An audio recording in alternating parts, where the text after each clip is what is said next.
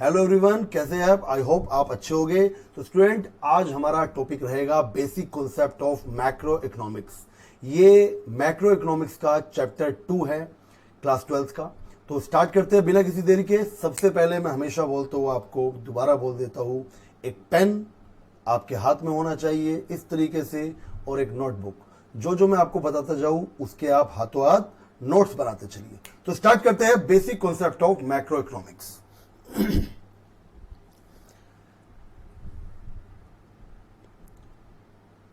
इसमें first concept आता है बेसिक कॉन्सेप्ट्स में, डोमेस्टिक टेरिटरी क्या होती है। डोमेस्टिक टेरिटरी क्या है, हमारे देश की सीमा क्या है, डोमेस्टिक सीमा क्या है। देखिए सर, डोमेस्टिक टेरिटरी को दूसरे नाम में हम इकोनॉमिक टेरिटरी भी कह सकते हैं। ये क्या होता है, क्या लिखा है? It refers to economic territory which refers to geographical territory administrative by government within which person goods and capital circulate freely। देखो, किसी भी कंट्री की वो सारा एरिया, वो सारी टेरिटरी, वो सारी की सारी सीमा जहां पर उस कंट्री के लोग फ्रीली घूम सके, फ्रीली सर्कुलेट कर सके अपने आप को, अपनी गुड्स को, अपनी कैपिटल को। मतलब एक कंट्री की वो सीमा जिसमें लोग भी इधर से उधर आराम से घूम सके, हम अपनी कैपिटल को, हम गुड्स को फ्रीली एक जगह से दूसरी जगह पर सर्कुलेट कर सके, वो है हमारी डोमेस्टिक टेरिटरी। इसको हम पॉलिटिकल फ्रंटियर भी कह सकते हैं। क्या कह सकते हैं इसको हम? Political frontier. ठीक है, इसको हम पॉलिटिकल फ्रंटियर भी कह सकते हैं। अब जैसे अपनी कंट्री को ले लो, इंडिया के बारे में ले लो आप, तो इंडिया में जम्मू कश्मीर से लेकर कन्याकुमारी तक, उस छोर से इस छोर तक, अरुणाचल प्रदेश से लेकर गुजरात तक, ये सारी डोमेस्टिक टेरिटरी के अंदर आएगी। क्यों? क्योंकि आप लोग, हम लोग जो इस देश के निवासी है, रेजिडेंट है, वो फ्रीली हम कहीं भी जा सकते हैं। हम अपनी कैपिटल को भी कहीं पर मूव कर सकते हैं, हम अपनी गुड्स को भी फ्रीली कहीं पर भी सर्कुलेट कर सकते हैं। तो आपको समझ में आया होगा डोमेस्टिक टेरिटरी क्या होती है। अब डोमेस्टिक टेरिटरी में क्या क्या इंक्लूड होता है, जरा उसके बारे में पढ़ते हैं हम, ध्यान से देखना। लिखा है डोमेस्टिक टेरिटरी में आता है पॉलिटिकल फ्रंटियर, मैंने बताया आपको। इसमें क्या क्या आता है? वाटर्स भी आता है। मतलब आपकी केवल, आपको लगता होगा लैंड ही हमारी डोमेस्टिक टेरिटरी में आती है, नहीं। हर कंट्री की लैंड के अलावा जो सी है, ओशंस है जो चारों ओर, उसका भी एक बड़ा हिस्सा, ठीक है ना, वो अपनी डोमेस्टिक टेरिटरी के अंदर आता है। और क्या आता है? Ships and aircraft operated by resident of country. अगर आपके रेजिडेंट ने, अगर इंडियन रेजिडेंट ने कोई शिप या एयरक्राफ्ट ऑन कर रखा है, मतलब फॉर एग्जांपल एक इंडियन कंपनी है जिसका शिप इंडिया से अमेरिका तक चलता है, तो वो भले ही शिप अमेरिका में क्यों ना खड़ा हो, अगर वो इंडियन कंपनी का है तो वो इंडियन डोमेस्टिक टेरिटरी के अंदर आएगा। इवन अगर वो इंडिया और अमेरिका में नहीं भी चलता, वो चल रहा है, इंडियन कंपनी अपना शिप चला रही है, इंडियन कंपनी अपना शिप चला रही है रशिया से जापान के बीच में, तो भी वो इंडियन टेरिटरी का ही हिस्सा माना जाएगा, वो शिप और वो एयरक्राफ्ट। ये याद रखना। Number 2, embassies, consulate and military establishment. आपकी कंट्री का कोई भी एम्बेसी या कोई भी कंसुलेट अगर किसी और कंट्री में है, अगर आपकी एम्बेसी मान लीजिए अमेरिका में है, तो है तो अमेरिका की धरती पे, मगर वो जो एम्बेसी है वो इंडियन डोमेस्टिक टेरिटरी का ही हिस्सा मानी जाएगी। ध्यान रखना, ये कुछ बातें ऐसी है जो मुझे अलग से आपको बतानी पड़ेगी, नहीं तो आपको ध्यान नहीं रहेगा, ठीक है ना, इसलिए मैं इसको अलग से बता रहा हूं आपको। और इसके अलावा हमारी मिलिट्री, अगर हमारा मिलिट्री एस्टेब्लिशमेंट कहीं पर है, मान लो हम किसी कंट्री की मदद के लिए हमने अपनी मिलिट्री वहां भेज रखी है, तो मिलिट्री भले ही वो उस कंट्री के अंदर हो, मगर वो इंडियन डोमेस्टिक टेरिटरी का हिस्सा मानी जाएगी वो मिलिट्री। तो मैंने आपको क्या बताया अभी तक, दोबारा रिवाइज करता हूं मैंने बताया आपको, किसी भी कंट्री का वो हिस्सा, वो टेरिटरी, वो सीमा जहां पर वहां के लोग, गुड्स और कैपिटल फ्रीली मूव कर सके, सर्कुलेट हो सके, उसको हम डोमेस्टिक टेरिटरी कहेंगे। एक बात। दूसरी बात, इसके अंदर क्या क्या इंक्लूड होता है अलग से बता रहा हूं। इसके अंदर एक तो जो वाटर है, जो ओशंस वगैरह है, उसमें हमारी जो फिशिंग वेजल्स है, जो हमारी नाव वगैरह है, वो इसमें शामिल हो जाएगी। हमारी कंपनी का, इंडियन कंपनी का कोई शिप या एयरक्राफ्ट है जो हमारा रेजिडेंट उसको ओन कर रहा है, तो वो पूरे वर्ल्ड में कहीं पर भी घूमे मगर वो इंडियन डोमेस्टिक टेरिटरी का ही हिस्सा माना जाएगा। इसके अलावा हमारी इंडियन एम्बेसीज, कॉन्सुलेट और मिलिट्री एस्टेब्लिशमेंट वो दुनिया में कहीं पर भी लोकेट हो, कहीं पर भी हमने भेज रखा हो, कहीं पर भी सिचुएटेड हो, अगर वो इंडियन है, मतलब हमारी देश की सरकार ने ही भेजा है, तो वो इंडियन डोमेस्टिक टेरिटरी का हिस्सा माना जाएगा। ये आपको ध्यान रखना है। नंबर 2, इसमें कुछ बातें याद रखने की है कि क्या क्या चीज डोमेस्टिक टेरिटरी के अंडर नहीं आएगी। ठीक है ना। देखो, अगर हमारी एम्बेसी बाहर है, वो हमारी टेरिटरी का हिस्सा है, तो अगर कोई बाहर की एम्बेसी, फॉरेन कंट्री की एम्बेसी इंडिया में है ना, अगर कोई, मैं लिख देता हूं, अगर कोई फॉरेन एम्बेसी या कॉन्सुलेट या मिलिट्री एस्टेब्लिशमेंट, ठीक है ना, अगर बाहर की मिलिट्री इंडिया में है तो वो इंडियन डोमेस्टिक टेरिटरी का हिस्सा नहीं मानी जाएगी। भाई जब हमारी वहां पे होकर भी हमारा है तो उनका यहां पे होकर उनका कहलाएगा। ठीक है ना, उनकी टेरिटरी में आएगा। नंबर 2, जो इंटरनेशनल ऑर्गेनाइजेशंस है, जो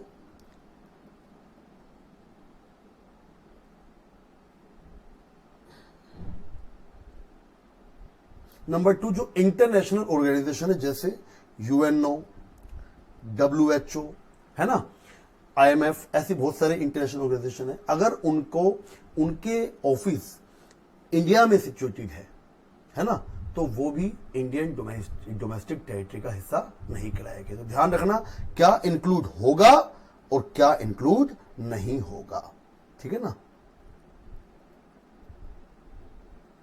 क्लियर है, मोटा मोटा समझ में आएगा आपको। नंबर 2, अगला टॉपिक आता है normal resident of country. Normal resident कौन है भैया? इंडिया का नॉर्मल रेजिडेंट कौन है? हम सब इंडिया के नॉर्मल रेजिडेंट हैं। नॉर्मल रेजिडेंट होने के लिए 2 चीज चाहिए होती है। अगर आप किसी कंट्री का नॉर्मल रेजिडेंट बनने चाहते हो तो उसके लिए 2 चीज आपको चाहिए। नंबर 1, एक तो आप उस कंट्री में आपका रेजिडेंट होना चाहिए, मतलब आप उस कंट्री में रहते हुए होने चाहिए, अगर आप किसी कंट्री में रहते हैं। नंबर 2, आपका इकोनॉमिक इंटरेस्ट भी, आपका इकोनॉमिक इंटरेस्ट भी अगर उसी कंट्री में लाई करता है तो आप उस कंट्री के नॉर्मल रेजिडेंट हो जाओगे। फॉर एग्जाम्पल, आप अपने आप को देखिए, अपने परिवार को देखिए, अपनी फैमिली को देखिए। आप इंडिया में रहते हैं, हम लोग इंडिया में रहते हैं, और हमारा जो इकोनॉमिक इंटरेस्ट है, इकोनॉमिक इंटरेस्ट माने हम खाने कमाने के लिए, बेसिकली अर्निंग के लिए, हम अर्निंग भी यहीं पे कर रहे हैं, स्पेंड भी यहीं पे कर रहे हैं, तो हमारा खाना कमाना भी कहां पे हो रहा है? इंडिया में हो रहा है। मतलब हम इंडिया में रह भी रहे हैं, साथ साथ हमारा इकोनॉमिक इंटरेस्ट भी इंडिया में ही लाई करता है। तो ये दोनों की दोनों कंडीशन हम पूरी करते हैं, इसलिए we are the normal resident of India. तो नॉर्मल रेजिडेंट के लिए कुछ नहीं करना, नॉर्मल रेजिडेंट के लिए 2 कंडीशन पूरी होनी चाहिए। ठीक है ना। अब मैं कुछ चीजें ऐसी बताता हूं जो आपको देखने में लगेगा कि ये तो इंडिया में रह रहे हैं, बट वो इंडिया के नॉर्मल रेजिडेंट नहीं होंगे। क्यों नहीं होंगे बताता हूं। देखो, नंबर 1, कौन कौन नहीं होंगे, है ना, लिख दो not include, not include. Number 1, आपने फॉरेन टूरिस्ट देखे होंगे। भाई बाहर से कोई घूमने आया इंडिया में, एक व्यक्ति बाहर से, एक अमेरिका से व्यक्ति इंडिया में आया और वो इंडिया में घूमे जा रहा है। कभी वो जयपुर जाता है, कभी वो मध्य प्रदेश जाता है, कभी वो हरिद्वार जाता है, घूमे जा रहा है, चाहे उसको कितना ही टाइम क्यों ना हो गया, वो डजंट मैटर। अगर वो इंडिया में घूम रहा है तो वो इंडिया में रह तो रहा है, ये कंडीशन तो पूरे कर रहा है, बट वो इकोनॉमिक इंटरेस्ट उसका इंडिया में नहीं है, वो केवल इंडिया में घूमने आया है। तो फॉरेन टूरिस्ट जो है, विजिटर जो है, वो इंडिया के नॉर्मल रेजिडेंट नहीं कहलाएंगे। समझ में आया क्यों? नंबर 2, और क्या हो सकता है? जो एम्बेसीज के स्टाफ है, स्टाफ ऑफ एम्बेसी, इसके अलावा जो फॉरेन एम्बेसी इंडिया के अंदर है उसमें जो स्टाफ आए हुए हैं, डिप्लोमेट्स आए हुए हैं, वो भी इंडिया के नॉर्मल रेजिडेंट नहीं कहलाएंगे। ये चीज ध्यान रखनी है। इसके अलावा जो इंटरनेशनल ऑर्गेनाइजेशन है, जैसे कि यूएनओ, WHO, मान लो उसका ऑफिस इंडिया में लोकेटेड है, उसमें जो फॉरेन जो स्टाफ आया हुआ है, बाहर से आया हुआ है, फॉर एग्जांपल कोई वहां से जापान से आया हुआ है वहां पर, तो वो इंडिया का नॉर्मल रेजिडेंट नहीं कहलाएगा। ऐसे केस में वो जिस कंट्री का है, अगर वो जापानीज है तो वो जापान का ही नॉर्मल रेजिडेंट कहलाएगा। ये आपको ध्यान रखना है, ठीक है ना। तो कुछ लोग ऐसे हैं जो इंडिया में रह रहे हैं, आपको नजर आ रहे हैं, बट वो इंडिया के नॉर्मल रेजिडेंट नहीं है। उसका रीजन क्या है? वो ये दोनों की दोनों कंडीशन पूरी नहीं कर रहे हैं, जिसमें मैंने बताया foreign tourist and visitors, staff of embassy, जो बाहर की एम्बेसी के स्टाफ आए हुए हैं, एंड इंटरनेशनल ऑर्गेनाइजेशन के अंदर जो स्टाफ है। इसके अलावा एक मैं पॉइंट आपको शेयर करना चाहता हूं, जो बॉर्डर वर्कर है, कोई मान लो, मैं आपको एक कंडीशन देता हूं, मान लो आप सबको पता है हमारे देश के बिहार का बॉर्डर नेपाल से लगता है। अब मान लो कोई बिहार का रेजिडेंट है जो बिहार में रहता है और उसकी शॉप कहां पे है? नेपाल में है। तो वो क्या करता है? रोज नेपाल जाता है। वो कहा जाता है, वो इंडिया से रोज नेपाल जाता है, अपनी शॉप ओपन करता है, खाता है, कमाता है, कमा के फिर वो रात को घर पे आ जाता है और सो जाता है। ऐसे केस में क्या करें? अब तुम कहोगे सर यहाँ पे जो रहने का है वो तो इंडिया का हो गया और जो इकोनॉमिक इंटरेस्ट है वो नेपाल में हो गया। ऐसे केस में उस व्यक्ति को इंडिया का ही रेजिडेंट माना जाएगा। जब ये दोनों चीज बढ़ जाए तो ध्यान रखना कि ऐसे केस में जिस कंट्री का वो सिटीजन है, जिस कंट्री में वो रह रहा है, उसी को उसको रेजिडेंट मान लिया जाएगा। किस केस में? अगर लिविंग एरिया अलग है और इकोनॉमिक इंटरेस्ट अलग है, तो जहां पे उसका लिविंग एरिया है वहीं का उसको हम नॉर्मल रेजिडेंट ट्रीट कर लेंगे। ये बात आपको ध्यान रखनी है। क्लियर है आपको? आई थिंक आपको समझ में आ गई होगी। ये ध्यान रखना, हाथों हाथ स्क्रीनशॉट ले लेना या नोट्स बना लेना। इसके अलावा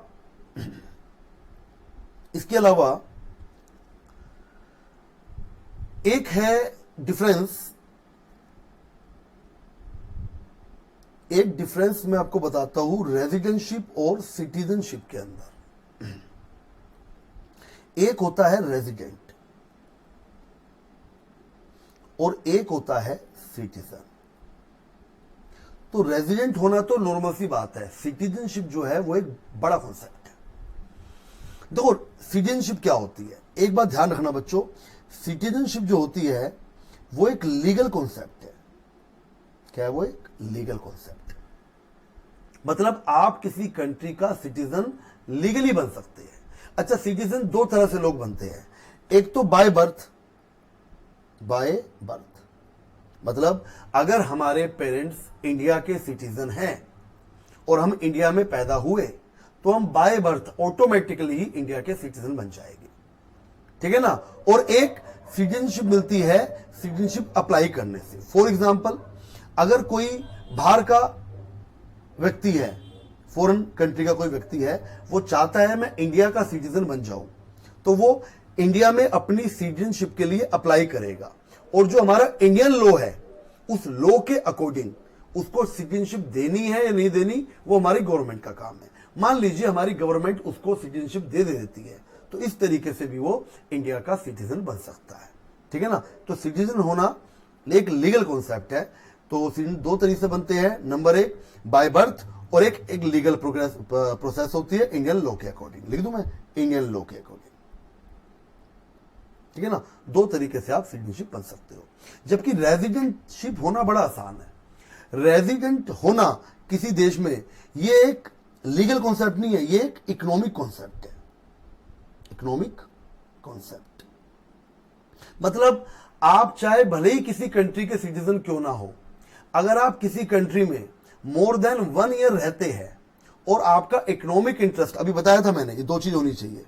आप भले ही इंडियन क्यों ना हो, अगर आप अमेरिका में मोर देन 1 ईयर रहते हैं और आपका इकोनॉमिक इंटरेस्ट भी अमेरिका में ही लाई करता है, तो आप इंडिया के सिटीजन तो रहोगे बट आप रेजिडेंट जो है वो अमेरिका के कहलाओगे।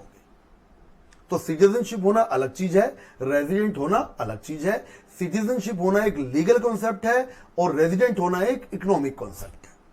ये आई थिंक आपको क्लियर हो गया होगा। क्लियर है? तो रेजिडेंट होने के लिए दो कंडीशन होनी है आपकी, रहना और इकोनॉमिक इंटरेस्ट, ठीक है ना। और सिटीजन होने के लिए आप बाय बर्थ भी हो सकते हो और इंडियन लॉ के अकॉर्डिंग आप अप्लाई कर सकते हो, उस हिसाब से भी आपको इंडिया की सिटीजनशिप मिल सकती है। आई होप आपको क्लियर हो गया होगा। अब चलते हैं हम नेक्स्ट कॉन्सेप्ट पे, factor income and transfer income. ये फैक्टर इनकम और ट्रांसफर इनकम क्या है ये समझिए। देखो नाम में छुपा हुआ है फैक्टर इनकम। बेसिकली 4 तरह के फैक्टर होते हैं, मैं आपको बताता हूं। 4 फैक्टर कौन से होते हैं? Land, labour, capital and entrepreneur. देखो 4 तरह के किसी भी काम को करने के लिए आपको बेसिकली 4 फैक्टर चाहिए। नंबर 1 लैंड चाहिए, जहां पे आप कोई फैक्ट्री लगाएंगे, कोई फर्म है ना, कोई प्रोडक्शन एक्टिविटी करेंगे। नंबर 2 लेबर चाहिए। नंबर 3 कैपिटल चाहिए। नंबर 4 एंटरप्रेन्योर वो होता है जो इन सारे काम को जोड़कर काम स्टार्ट करता है।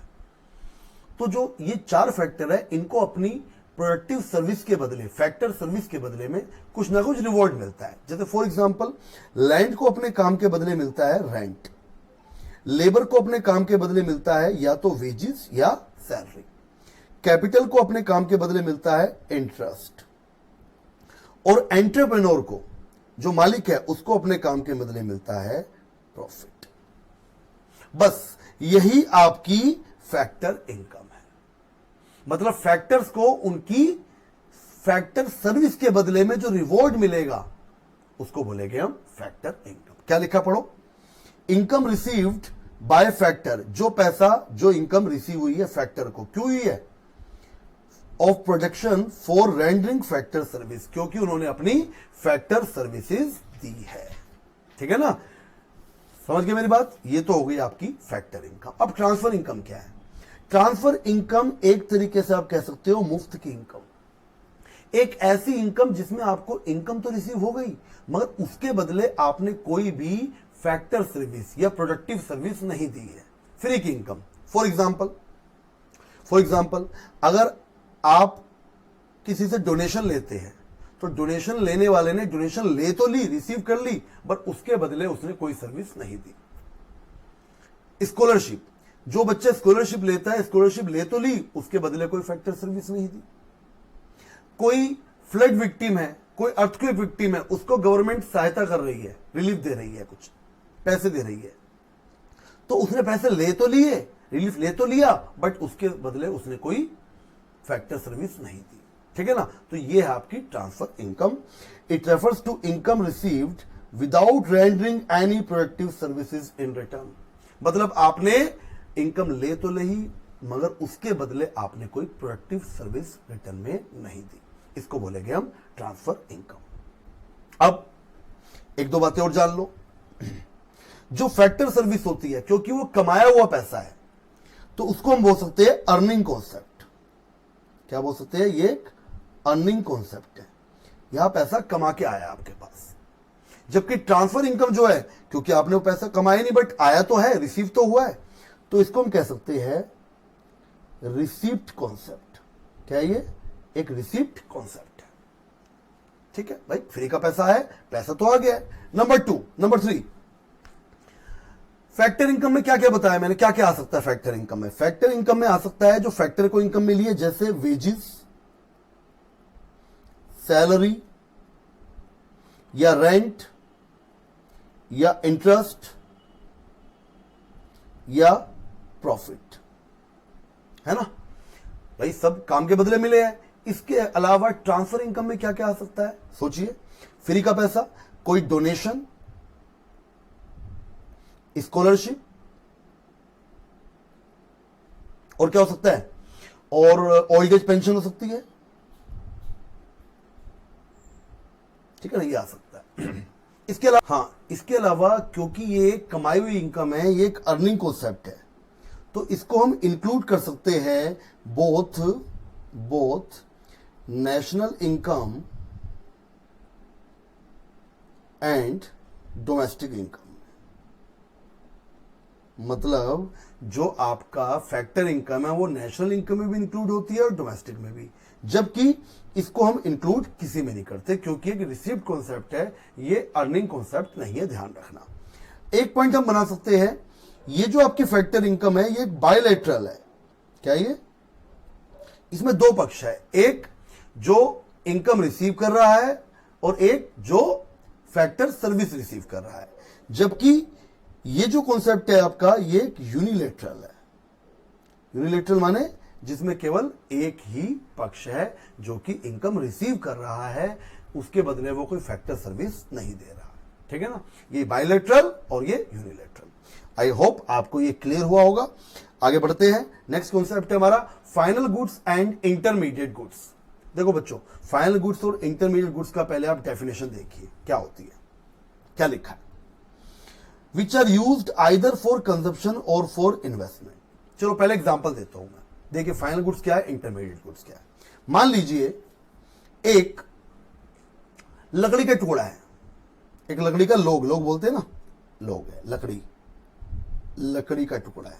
ठीक है, उसको एक कारपेंटर खरीद के लिए आता है। अब कारपेंटर क्या करेगा, उसको काटेगा, छाटेगा, उसको एक शेप देगा, कीले ठोकेगा, उसमें पॉलिश करेगा, है ना, शेप देगा उसको, और उसकी एक टेबल बना देता है। क्या करता है वो वो कारपेंटर उसकी एक टेबल बना देता है। अब वो लकड़ी का टुकड़ा कितने का लाया, मान लीजिए लकड़ी का टुकड़ा लाया 1000 रुपीज में, और टेबल उसकी बना के बेचता है वो 5000 में। ऐसे करेगा भाई, मेहनत लगी है उसमें। अब यहां पे देखो हुआ क्या, यहां पहले एक लकड़ी का टुकड़ा खरीदा गया और फिर उसके टेबल बना के बेची गई। तो ऐसे केस में ये जो लकड़ी का टुकड़ा है ये एक इंटरमीडिएट गुड है, और जो ये टेबल है ये एक फाइनल गुड्स है। ठीक है, अच्छा, और इनमें क्या अंतर है, इनमें अंतर यह है कि लकड़ी का टुकड़ा जो है उसे कोई भी कंज्यूमर यूज नहीं करेगा अपनी वांट्स को सेटिस्फाई करने के लिए। भाई लकड़ी आप तो खरीद के लाओगे ना, आप क्या खरीद के लाओगे, टेबल। मगर जो टेबल है वो कोई भी कंज्यूमर उसको अपनी सेटिस्फेक्शन के लिए यूज कर सकता है। और क्या अंतर है इन दोनों में और क्या अंतर है, जो लकड़ी का टुकड़ा है उसे जब हमने टेबल में कन्वर्ट किया तो वो था 1000 का, अब वो कन्वर्ट हो गया 5000 में, मतलब उसके अंदर वैल्यू एडिशन हो गई। तो फाइनल गुड्स वो है जिसके अंदर वैल्यू एडिशन हो जाए, मतलब जो कम यूजफुल से ज्यादा यूजफुल हो जाए।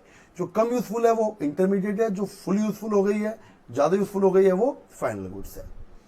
ठीक है ना, तो आप समझ में आया आपको, लकड़ी का टुकड़ा एक इंटरमीडिएट है क्योंकि उसको एक प्रोड्यूसर ने खरीदा है, उसको आगे बना के बेचेगा। और फाइनल गुड्स क्या है, एक टेबल जो है वो एक फाइनल गुड्स है। और एग्जांपल ले लो, जैसे फॉर एग्जांपल एक मिठाई वाला है, वो दूध खरीद के लाता है। ठीक है ना, और वो उसको फिर कढ़ाई में डाल के उसको पकाता है, उसकी मिठाई बनाता है और बेचता है। यहां पे दूध क्या है, सोचिए, यहां पे दूध है इंटरमीडिएट गुड्स, और जो मिठाई है वो क्या है, वो है फाइनल गुड्स। ठीक है ना, ओके। तो क्या है लिखा है, सुनिए, final good used either for consumption और फॉर इन्वेस्टमेंट। अच्छा, फाइनल गुड्स को कोई भी खरीद सकता है। फाइनल गुड्स को खरीदने वाला कौन कौन हो सकता है, एक कंज्यूमर भी हो सकता है और एक प्रोड्यूसर भी हो सकता है। कैसे, मैं एग्जांपल देता हूं। आप एक टेबल खरीद के लाए अपने घर में पढ़ने के लिए, तो आप एक कंज्यूमर थे, पढ़ने के लिए लाए टेबल। ठीक है ना, अच्छा, आपने खरीद ली, वो एक कंज्यूमर ने खरीद ली। अब वही टेबल एक प्रोड्यूसर अपनी ऑफिस में यूज करने के लिए लाता है, वही टेबल ऑफिस में यूज करने के लिए एक प्रोड्यूसर लेके आता है। तो टेबल एक प्रोड्यूसर भी यूज कर सकता है, टेबल एक कंज्यूमर भी यूज कर सकता है। मगर जो इंटरमीडिएट गुड्स है वो केवल और केवल प्रोड्यूसर यूज करता है, कंज्यूमर यूज नहीं करता। खुद सोचो, आप टेबल तो खरीद के लाओगे, क्या आप लकड़ी का टुकड़ा खरीद के लाओगे, नहीं ना। लकड़ी का टुकड़ा कौन खरीदेगा, प्रोड्यूसर खरीदेगा फॉर इन्वेस्टमेंट, है ना। तो इंटरमीडिएट गुड्स केवल और केवल प्रोड्यूसर द्वारा खरीदी जाती है, जबकि फाइनल गुड्स कंज्यूमर भी यूज कर सकता है और प्रोड्यूसर भी यूज कर सकता है। एक बात, ठीक है ना। क्या लिखा है, these goods which are used either for resale और फॉर प्रोडक्शन। अच्छा, एक बात हो रहा है इंटरमीडिएट गुड्स में, इंटरमीडिएट की खासियत क्या है, इंटरमीडिएट गुड या तो रिसेल होएगी, या प्रोडक्शन एक्टिविटी में अपनी आइडेंटिटी लूज कर देगी। लिख देता हूं, लूज आइडेंटिटी। एग्जाम्पल ले लो, क्या एग्जाम्पल है, देखो इंटरमीडिएट के एग्जाम्पल। एक मिठाई वाला दूध खरीद के लाया, मिल्क खरीद के लाया, एक मिठाई वाला, ठीक है। उसने क्या किया, मिल्क को कढ़ाई में डाला, मिल्क को पकाया और उसकी मिठाई बन गई। अब आप ढूंढोगे उसमें मिल्क तो आपको नजर नहीं आएगा, मतलब मिल्क ने क्या किया, मिल्क ने अपनी आइडेंटिटी ही लूज कर दी। मतलब मिल्क की आइडेंटिटी थी मिल्क, अब वो मिठाई बन गई, अब वो गायब हो गया। या अगला एग्जांपल लो, रीसेल करना भी, अगर किसी चीज को रीसेल करते हो तो भी वो इंटरमीडिएट कहलाएगी। फॉर एग्जांपल, अब की बार मिठाई वाला या कोई डेयरी वाला दोबारा दूध लाया, मगर अब उसने उसको मिठाई नहीं बनाया, उसने उसको रीसेल कर दिया, आगे बेच दिया, तो भी वो इंटरमीडिएट गुड्स ही कहलाएगी। रीसेल करने पर भी इंटरमीडिएट है, और वो अपनी अगर आइडेंटिटी लूज कर देती है तो भी वो इंटरमीडिएट गुड्स ही कहलाएगी। क्लियर है? तो आपको क्या क्लियर हुआ? आपको क्लियर ये हुआ कि जो फाइनल गुड्स है वो कंज्यूमर भी परचेज कर सकता है, प्रोड्यूसर भी परचेज कर सकता है, जबकि इंटरमीडिएट गुड्स केवल और केवल प्रोड्यूसर परचेज करता है। नंबर 2, फाइनल इंटरमीडिएट गुड्स वो है जो या तो रीसेल की जाएगी या फिर अपनी प्रोडक्शन प्रोसेस में आइडेंटिटी को लूज कर देगी। ठीक है ना, ये चीज ध्यान रखनी है आपको। इसके अलावा और क्या क्या इनमें डिफरेंस हो सकते हैं? इनमें डिफरेंस हो सकते हैं, जो इंटरमीडिएट गुड्स है उसकी अभी वैल्यू एडिशन होनी बाकी है। जैसे लकड़ी है ये, अब ये 1000 रुपीज की है, अभी इसकी वैल्यू एडिशन होनी बाकी है। मतलब अभी इस पे कटेगी, छटेगी, पॉलिश होगी, है ना, बहुत सारा काम होगा। अभी तो ये 1000 रुपीज की जो लकड़ी है वो 5000 की बिकनी है, 5000 की, इसकी वैल्यू एडिशन होनी बाकी है। जबकि जो फाइनल गुड्स है उसकी वैल्यू एडिशन हो चुकी है, अब इससे ज्यादा और कोई उसकी वैल्यू एडिशन नहीं होने वाली, ये याद रखना आप। क्लियर है? और क्या हो सकता है? और एग्जांपल मैंने दे दिया आपको, है ना, बस यही सब चीजें हैं, है ना। एक बात और, जो फाइनल गुड्स है, जो फाइनल गुड्स है उसको हम इंक्लूड करते हैं both national income and domestic income, दोनों में इंक्लूड करते हैं, जबकि इंटरमीडिएट गुड्स को हम कहीं पर भी इंक्लूड नहीं करते। क्योंकि अगर हमने इसको इंक्लूड कर लिया तो एक बार ये इंटरमीडिएट में ऐड हो जाएगी, एक बार जब ये बनके तैयार होगी, फाइनल भी तो बनेगी अभी ये, जब ये बनके तैयार होगी फिर ऐड हो जाएगी। इससे क्या होगा, डबल काउंटिंग की प्रॉब्लम आ सकती है। कोई पूछे क्यों नहीं करोगे, तो आप क्या कह सकते हैं कि इससे डबल काउंटिंग की प्रॉब्लम हमारे सामने फेस हो सकती है। ये था इंटरमीडिएट और फाइनल में डिफरेंस। अब मैं कुछ एग्जांपल आपके सामने रखता हूं, आप पहचानना कौन सा इंटरमीडिएट है, कौन सा फाइनल गुड्स है। चलो, फर्स्ट एग्जांपल। अच्छा, एक बात और, जब भी आपको कभी इंटरमीडिएट और फाइनल में डिफरेंस पता लगाना हो, सबसे पहले आपको यह देखना है कि उस गुड्स को परचेज किसने किया है, उस गुड्स को बाय किसने किया है, परचेज किसने किया है। उसको परचेज करने वाला कोई कंज्यूमर है या उसको परचेज करने वाला कोई प्रोड्यूसर है, मतलब कोई फर्म है, कौन है। अगर वो कोई कंज्यूमर परचेज कर रहा है तो वो 100% फाइनल गुड्स ही होगी। ध्यान रखना, ये मैं आपको मेन बात बता रहा हूं, है ना। अंतर ऐसे कर सकते हो, अगर कोई कंज्यूमर परचेज कर रहा है तो कंज्यूमर उसको आगे बनाएगा नहीं, आगे बेचेगा नहीं, वो उसे कंज्यूम करेगा, इसलिए वो फाइनल गुड्स होगी। मगर अगर उसको कोई प्रोड्यूसर परचेज कर रहा है तो प्रोड्यूसर हमेशा दो तरह की चीज परचेज करता है, ध्यान रखना बच्चों। एक तो इंटरमीडिएट भी करता है वो, और एक फाइनल। और प्रोड्यूसर की फाइनल गुड्स को हम कैपिटल गुड्स भी कहते हैं, ध्यान रखना। क्या कहते हैं? Capital goods. ठीक है, तो प्रोड्यूसर में पंगा है। अगर आपको लगे कोई वो प्रोड्यूसर है, कोई सर्विस प्रोवाइडर है, तो आपको ध्यान रखना है वो इंटरमीडिएट है या फाइनल है। इंटरमीडिएट कब होगी? या तो वो रीसेल होगी या वो अपनी आइडेंटिटी लूज कर देगी, लूज आइडेंटिटी। और अगर वो रीसेल भी नहीं हो रही, अपनी आइडेंटिटी लूज भी नहीं कर रही और सालों साल चले जा रही है, तो वो फाइनल गुड्स और कैपिटल गुड्स होगी प्रोड्यूसर के लिए। फॉर एग्जांपल ले लो फाइनल और कैपिटल गुड्स का, प्रोड्यूसर के लिए कौन सी हो सकती है।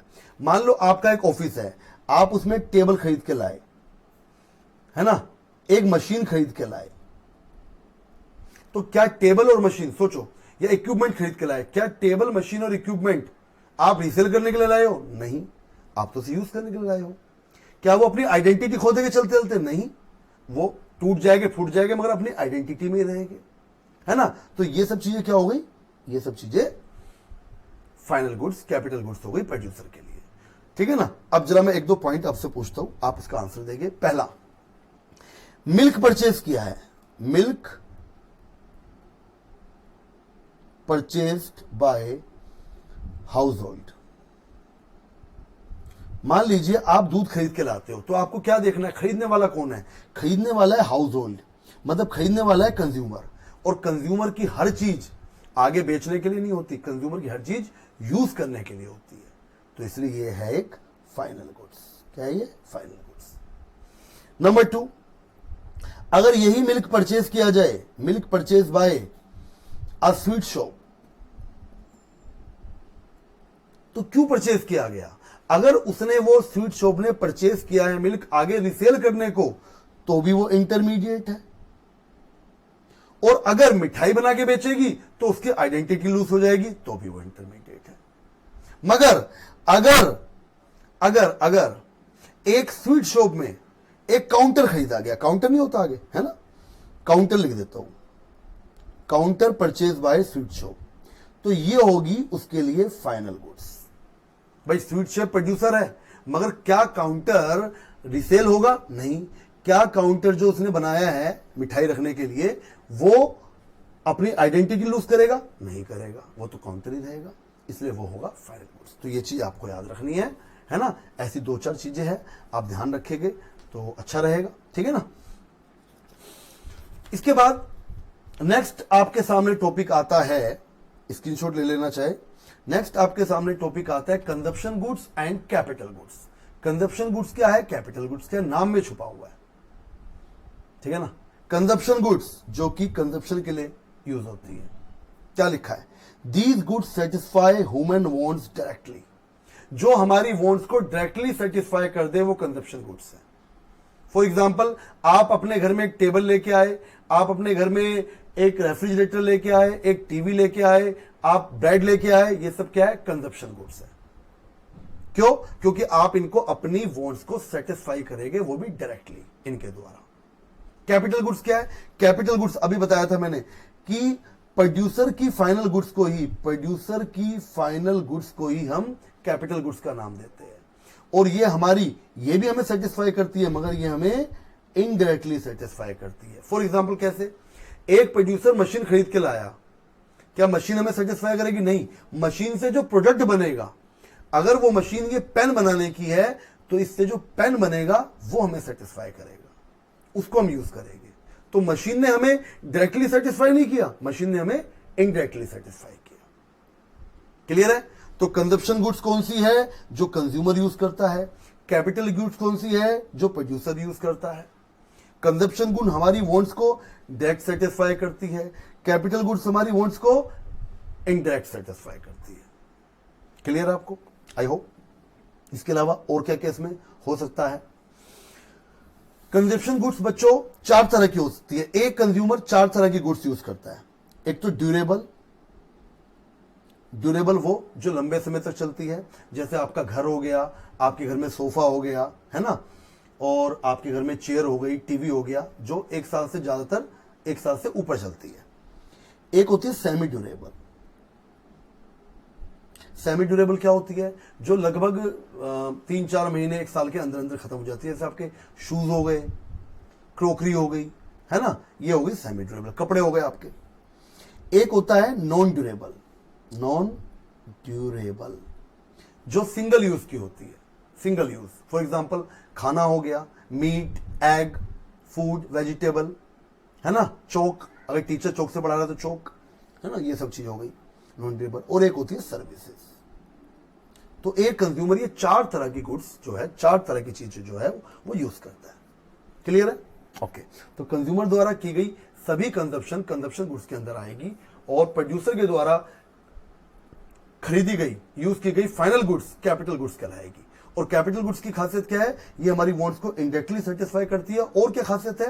कैपिटल गुड्स लंबे समय तक चलती है, इनकी लाइफ बड़ी होती है, लाइफ लॉन्ग चलती है।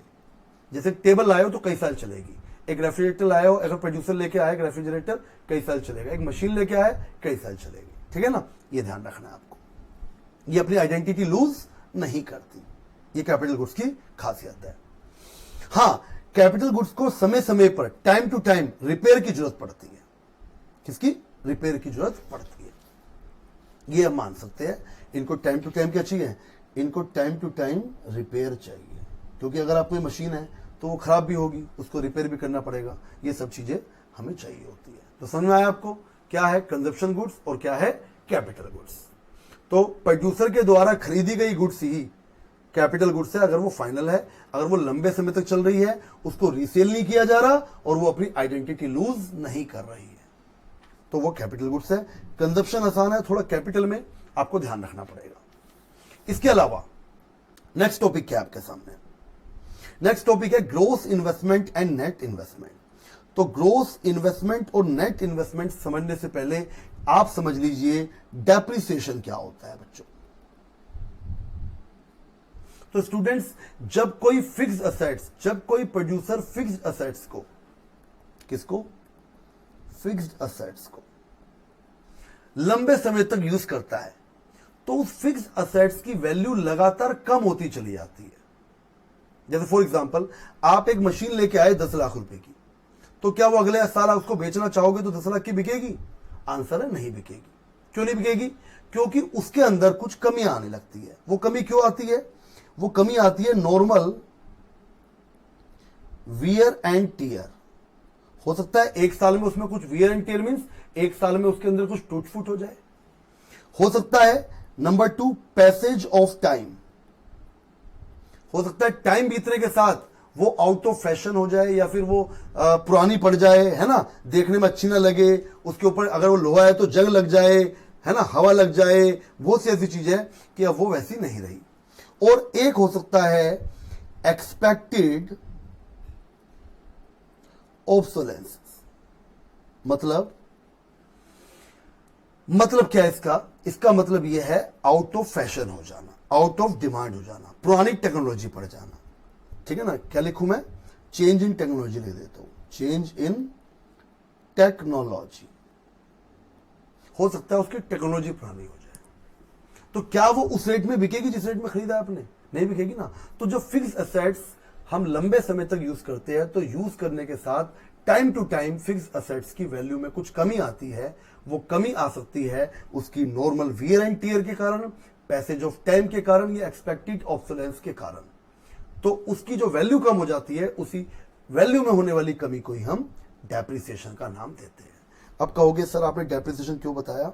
क्योंकि मैं जो आपको टॉपिक समझाने वाला हूं gross investment and net investment, इसमें डेप्रिसिएशन का बहुत बड़ा रोल है। कुछ भी नहीं है, देखो बड़ा आसान है। देखो ग्रोस इन्वेस्टमेंट और नेट इन्वेस्टमेंट में एक ही अंतर है, क्या? कि अगर तुम ग्रोस इन्वेस्टमेंट में से डेप्रिसिएशन माइनस कर दोगे तो तुम्हें मिल जाएगा नेट इन्वेस्टमेंट। सिंपल सा है, अंतर नहीं है। दोनों के बीच का डिफरेंस है, दोनों के बीच का डिफरेंस है डेप्रिसिएशन। तो इन्वेस्टमेंट क्या होता है, पहले हम उसके बारे में जानते हैं। ग्रोस इन्वेस्टमेंट क्या होता है बच्चों? इन्वेस्टमेंट के बारे में आप पहले से जानते होंगे। मान लो एक प्रोड्यूसर है, वो एक मशीन खरीद के लाता है, तो आप उसे क्या कहेंगे कि उसने इन्वेस्टमेंट किया है। तो इन्वेस्टमेंट क्या है? इन्वेस्टमेंट है addition made to capital stock of economy in a given period. एक साल के अंदर या एक गिवन पीरियड में, आप एक साल मान लीजिए, एक साल के अंदर, 1 ईयर के अंदर जितना भी आपकी इकोनॉमी के अंदर कैपिटल स्टॉक बढ़ा है वो आपकी इन्वेस्टमेंट है। सिंपल। कैपिटल स्टॉक माने, कैपिटल स्टॉक माने जिससे आप प्रोडक्शन करते हैं, जैसे machine, building, equipments, raw material. एक प्रोड्यूसर इन्हीं से तो प्रोडक्शन करता है।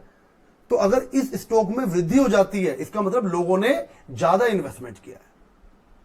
तो ग्रोस इन्वेस्टमेंट क्या है? टोटल एडिशन मेड टू, जितना टोटल एडिशन हुआ है capital stock of economy in a given period. एक गिवन पीरियड में जितना भी आपकी इकोनॉमी में कैपिटल स्टॉक बढ़ गया है, जितना ज्यादा मशीनरी, इक्विपमेंट्स, रॉ मटेरियल, जितना भी प्रोड्यूसर जो है वो ज्यादा इन्वेस्टमेंट कर रहा है, ज्यादा स्टॉक बढ़ाया जा रहा है, वो सारा इन्वेस्टमेंट कहलाएगा, ग्रोस इन्वेस्टमेंट कहलाएगा। अच्छा, नेट निकालना बड़ा आसान है। अगर आपको नेट इन्वेस्टमेंट निकालना है तो कुछ नहीं करना, ग्रोस इन्वेस्टमेंट में से डेप्रिसिएशन को आप माइनस कर दीजिए। सिंपल। मगर मन में एक सवाल उठेगा कि सर नेट इन्वेस्टमेंट निकालना क्यों, जरूरत क्या थी नेट इन्वेस्टमेंट निकालने की? भाई नेट इन्वेस्टमेंट का एक बहुत बड़ा यूज है। क्या यूज है? नेट इन्वेस्ट, देखो ग्रोस इन्वेस्टमेंट तो बताता है कि आपने टोटल कितना इन्वेस्टमेंट किया, मगर नेट इन्वेस्टमेंट बताता है कि आपने एक्चुअल कितना इन्वेस्टमेंट किया। देखो क्या लिखा है, actual addition made to capital stock economy in a given period. Example दो, देखो मान लो 2022 में आपने 10 लाख की मशीन खरीदी। अब 2023 में किसी ने पूछा आपसे कितनी इन्वेस्टमेंट है आपकी, आप कहोगे भैया मेरी तो 10 लाख की इन्वेस्टमेंट है, जबकि गलत है। अगर मान लीजिए 1 लाख का डेप्रिसिएशन लग गया है 2022 से लेकर 2023 के बीच में, तो आप 1 माइनस करेंगे तो आपकी फिलहाल की जो इन्वेस्टमेंट है, फिलहाल की 2023 की, वो 9 लाख की इन्वेस्टमेंट बची हुई है। वहां पर जो माल पड़ा है वो 9 लाख का है। इसलिए हम एक्चुअल पोजीशन पता लगाने के लिए एक्चुअल उस टाइम, उस गिवन पीरियड में कितना एक्चुअल हमने कैपिटल स्टॉक किया है, उसके लिए हमें टोटल इन्वेस्टमेंट में से, ग्रोस इन्वेस्टमेंट में से डेप्रिसिएशन को डिडक्ट मतलब माइनस करना पड़ता है। यह था ग्रोस इन्वेस्टमेंट और नेट इन्वेस्टमेंट में डिफरेंस। इसका स्क्रीनशॉट ले लीजिए आप। डेप्रिसिएशन हो गया। हां, अब डेप्रिसिएशन और कैपिटल, अब हम डेप्रिसिएशन और कैपिटल लॉस में भी डिफरेंस देख लेते हैं। डेप्रिसिएशन क्या है, मैंने बताया कि जब कोई फिक्स असेट्स लंबे समय तक यूज की जाती है तो उसकी वैल्यू में कुछ ना कुछ कमी आती है, उसी को हम डेप्रिसिएशन कहते हैं। भाई मशीन 10 लाख की थी ना, अगले साल 9 लाख की रह जाएगी, 1 लाख रुपए गए, चाहे टूटे ना फूटे ना फिर भी गए, आउट ऑफ फैशन हो जाएगी। तो इस कमी को बोलते हैं हम डेप्रिसिएशन। ये क्यों होती है? हो सकता है नॉर्मल वियर एंड टियर से हो जाए, हो सकता है एक्सीडेंटल डैमेज हो जाए कोई, और हो सकता है एक्सपेक्टेड ऑब्सोलेंसेस हो जाए आपके साथ, ठीक है ना, मतलब टेक्नोलॉजी आपकी पुरानी पड़ जाए। कैपिटल लॉस क्या है? जबकि कैपिटल लॉस में क्या है, डेप्रिसिएशन से अलग है। इसमें भी फिक्स असेट्स की वैल्यू डाउन हो जाती है, मगर अपने आप नहीं, वो किसी नेचुरल कॉज से या किसी एक्सीडेंट से। मान लीजिए आपकी फैक्ट्री के अंदर आग लग गई, आपकी फैक्ट्री में फ्लड आ गई, मशीन सारी भीग गई, मतलब मशीन में पानी भर गया, खराब मशीन है। या किसी मजदूर का हाथ आ गया, मजदूर मर गया मशीन में, तो वो भी एक्सीडेंट हो गया, वो भी आपको पे करना पड़ेगा। मतलब कोई भी एक्सीडेंट, कोई भी थेफ्ट हो जाए, चोरी हो जाए आपकी मशीनें, है ना, इक्विपमेंट चोरी हो जाए आपके, थेफ्ट भी लिख सकते हो उसके अंदर आप, तो ये कैपिटल लॉस है। मतलब लॉस डेप्रिसिएशन में भी हुआ, लॉस कैपिटल लॉस में भी हुआ, मगर जो डेप्रिसिएशन थी वो थी एक्सपेक्टेड, वो हमें पता था कि ये लॉस होगा, मगर ये क्या था, अनएक्सपेक्टेड था। ये हमें पता नहीं था कि हमारी फैक्ट्री में आग लगेगी, चोरी हो जाएगी। क्लियर है? अब अगला सवाल क्या उठता है? अब अगला सवाल ये उठता है कि डेप्रिसिएशन से बचने के लिए तो हम क्या करते हैं बच्चों, डेप्रिसिएशन से बचने के लिए हम कर लेते हैं एक डेप्रिसिएशन रिजर्व फंड का। क्या बनाते हैं हम? Depreciation reserve fund. हम एक फंड बना लेते हैं, हर साल उसमें पैसा डालते हैं, ठीक है ना, ताकि कल को हमें अगर मशीनरी रिप्लेस करनी पड़े तो हमारे पास से पहले ही फंड इकट्ठा हो जाए। हमें पता है हर साल 1 लाख रुपए घटेगा, हम 1 लाख का मैनेज करके चलेंगे, ठीक है ना, ओके। ये डेप्रिसिएशन रिजर्व फंड है। मगर जब कैपिटल लॉस का हमें पता ही नहीं कब होगा, चोरी कब होगी, आग कब लगेगी, दुर्घटना कब होगी, तो उसका हम कैसे पैसा इकट्ठा करें, क्या प्रोविजन करें उसका? उसके लिए हम कर सकते हैं इंश्योरेंस। क्या कर सकते हैं? इंश्योरेंस। आप अपनी फैक्ट्री का, अपनी मशीनरी का, अपने इक्विपमेंट का इंश्योरेंस करवाइए। अगर कोई दुर्घटना होती है, कोई एक्सीडेंट होता है, कोई नेचुरल कॉज होता है, तो आपको इंश्योरेंस के द्वारा उसकी भरपाई हो जाएगी। क्लियर है? ओके। नंबर 3, अगर डेप्रिसिएशन हो रहा है हर साल, तो इससे हमारा प्रोडक्शन कभी रुकता नहीं है, ध्यान रखना, है ना। नोट हैम्पर द प्रोडक्शन, आपका प्रोडक्शन कभी रुकता नहीं है। मगर कैपिटल लॉस हो जाए, अचानक आग लग जाए पूरी फैक्ट्री में, तो जब तक आप दोबारा से फैक्ट्री एस्टेब्लिश नहीं करोगे, जब तक सारा माल दोबारा नहीं भरोगे, तब तक आपका काम बंद हो जाएगा। तो ये क्या कर देता है? ये कर देता है हैम्पर द प्रोडक्शन। ये आपके प्रोडक्शन को हैम्पर मतलब उसमें बाधा डाल देता है। आई होप आपको क्लियर होगा। नेट इनडायरेक्ट टैक्सेस क्या होता है? नेट इनडायरेक्ट टैक्सेस, तो बच्चों नेट इनडायरेक्ट टैक्सेस समझने से पहले आपको इनडायरेक्ट टैक्स और सब्सिडी के बारे में जानना पड़ेगा। इनडायरेक्ट टैक्स क्या है? दो तरह के टैक्स होते हैं, डायरेक्ट और इनडायरेक्ट। डायरेक्ट टैक्स वो है जो जिस पे लगाए जाते हैं उसी को उसका बर्डन झेलना होता है, वो किसी को ऊपर वो शिफ्ट नहीं कर सकता। फॉर एग्जाम्पल, अगर आपके ऊपर इनकम टैक्स लगा है, वो जो इनकम टैक्स आपके नाम का है वो इनकम टैक्स आपको ही पे करना पड़ेगा, आप किसी के ऊपर उसको शिफ्ट नहीं कर सकते। आप ये नहीं कह सकते भाई तू कर दे मेरा इनकम टैक्स, नहीं करेगा, कोई नहीं करेगा आपका, टेंशन मत लो, कोई नहीं करने वाला। इनडायरेक्ट टैक्स क्या है? इनडायरेक्ट टैक्स वो है imposed on production and sale of goods and services। ज्यादातर इनडायरेक्ट टैक्सेस लगते हैं प्रोडक्शन पर और सेल पर, और ये टैक्स ऐसे है जिसका बर्डन आप किसी और पे शिफ्ट कर सकते हो। मेन बात क्या है, इसका बर्डन शिफ्ट किया जा सकता है। लिख देता हूं, burden can be shifted, burden shift किया जा सकता है, मेन बात यह है। और ज्यादातर ये सारे के सारे जो टैक्सेस हैं वो या तो प्रोड्यूसर पे लगते हैं, सेलर पे लगते हैं, मतलब प्रोडक्शन पे लगते हैं या सेल पे लगते हैं। जैसे जीएसटी, आज के टाइम पे जीएसटी लगा किस पे? प्रोड्यूसर पे किसने किया? कंज्यूमर ने। तो ये इनडायरेक्ट टैक्स है। आई होप आपको क्लियर होगा। सब्सिडी, तो नेक्स्ट टॉपिक है सब्सिडी। सब्सिडी क्या है? सब्सिडी की एक फाइनेंशियल सहायता होती है गवर्नमेंट के द्वारा। गवर्नमेंट क्या करती है? गवर्नमेंट कहती है, जैसे फॉर एग्जांपल में एक एलपीजी सिलेंडर है 1000 रुपीज का, तो गवर्नमेंट कहती है गरीबों के लिए बड़ा महंगा पड़ेगा, तो गवर्नमेंट क्या करती है, कहती है भाई इसमें चलो हम 400 रुपए हम दे रहे हैं। मतलब जो एलपीजी कंपनी है उसको तो पूरे 1000 मिलेंगे, मगर 400 रुपए तो गवर्नमेंट ने दे दिए और 600 रुपए पब्लिक से ले लिए। मतलब पब्लिक को वो 1000 रुपए की चीज 600 की पड़ गई, 600 की पड़ गई, 400 कहां चले गए? 400 गवर्नमेंट ने उस कंपनी को दे दिए, तो जनता को वो चीज 400 रुपए सस्ती मिल गई।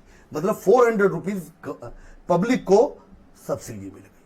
तो सब्सिडी क्या है? एक फाइनेंशियल असिस्टेंस है जो कि फंड्स को दी जा सकती है, हाउस होल्ड को दी जा सकती है गवर्नमेंट के द्वारा। क्यों? ताकि जनरल वेलफेयर हो सके। ठीक है, अब देखो होता क्या है। नेट इनडायरेक्ट टैक्स क्या है? नेट इनडायरेक्ट कुछ नहीं है, नेट इनडायरेक्ट टैक्स है इनडायरेक्ट टैक्स माइनस सब्सिडी। मैंने जो अभी आपको 2 पॉइंट पढ़ाए, इनडायरेक्ट टैक्स और सब्सिडी, अगर आप इनडायरेक्ट टैक्स में से सब्सिडी को माइनस कर देते हैं तो मिल जाएगा नेट इनडायरेक्ट टैक्स। ये आपका, it is a difference between indirect tax and subsidy.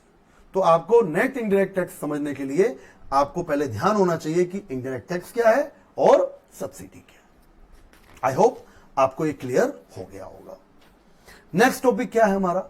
Next topic है net factor income from abroad. ये बड़ा सिंपल सा है। देखो, हमारे जो रेजिडेंट है इंडियन रेजिडेंट, वो पूरी दुनिया में काम करते हैं और वहां से अपनी फैक्टर सर्विस देके अपनी इनकम कमा के लाते हैं। इसके अलावा जो नॉन रेजिडेंट है वो हमारे यहां पे आके काम करते हैं, हमें अपनी फैक्टर सर्विस देते हैं और इसके बदले में वो अपनी फैक्टर इनकम कमा के ले जाते हैं। तो एक पैसा आ रहा है, एक पैसा जा रहा है। रेजिडेंट पैसा ला रहा है, नॉन रेजिडेंट पैसा लेके जा रहा है, इनकम लेके जा रहा है। तो जो पैसा आ रहा है, जो हमारी फैक्टर इनकम आ रही है अब्रोड से हमारे रेजिडेंट द्वारा, और जो हमारी फैक्टर इनकम जा रही है अब्रोड में नॉन रेजिडेंट जो लेके जा रहे हैं सर्विस देके हमें, उसके बीच के डिफरेंस को बोलते हैं हम net factor income from abroad. NFIA is a short form. तो क्या लिखा देखो, net factor income from abroad is the difference between factor income earn by resident of country, जो हमारे रेजिडेंट है उन्होंने जो फैक्टर इनकम अब्रोड से अर्न करी है, and factor income earn in the country domestic territory bye non resident, और जो हमारे कंट्री की डोमेस्टिक टेरिटरी से नॉन रेजिडेंट कमा के ले गए हैं उनके बीच का डिफरेंस, जो आया जो गया उसके बीच का डिफरेंस। ये था आपका NFIA, net factor income from abroad. तो आई होप बच्चों, मेरे प्यारे बच्चों, आपको ये सारे टॉपिक क्लियर हुए होंगे। इस चैप्टर में मैंने आपको बेसिक सारे जितने टॉपिक्स थे वो बता दिए हैं। आप इनको ध्यान से देखिए और इससे बाहर कुछ नहीं आने वाला, आप मेरे विश्वास रखिए। और आज के लिए इतना ही, मिलते हैं नेक्स्ट वीडियो में एक नेक्स्ट टॉपिक के साथ। तब तक के लिए बाय बाय, ओके बाय।